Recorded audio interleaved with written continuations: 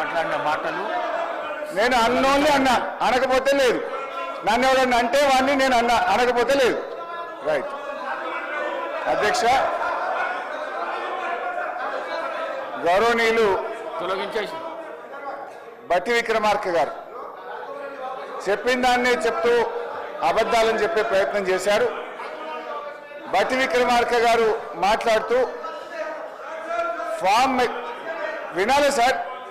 Sir Sridhar Babu గారు కూర్చోండి, నేను విడ్రా చేసుకున్నా కదా, ఇంకేంటి?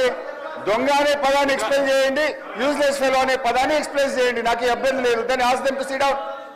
నేను విత్డ్రా చేసేసినది అట్లా ఇయ్యారు సార్, మినిస్టర్కి ఇస్తారు. మీరు మినిస్టర్ అయ్యాక రాజగోపాల్ రెడ్డి గారు, నువ్వు హోమ్ మినిస్టర్ అయ్యాక ఇస్తారులే, నీకు మైక్ ఇప్పుడు ఎలిజిబిలిటీ లేదు, కూర్చోండి దయచేసి. మీరు హోమ్ మినిస్టర్ కావాలి రాజగోపాల్ రెడ్డి గారు, కూర్చోండి. I wish you should become home minister, please sit down. Sir speaker sir, సభను ఆర్డర్లో పెట్టని మాట్లాడండి sir. Ask them to sit down please. Please కూర్చోండి please. Sir ask them to sit down sir please. Sridhar Babu గారి పద్ధతి కాదు సార్, సభ నడిపే పద్ధతిది కాదు సార్, సభ నడిపే పద్ధతిది కాదు sir. Sir please. Speaker sir please కూర్చోండి ప్లీజ్ ప్లీజ్.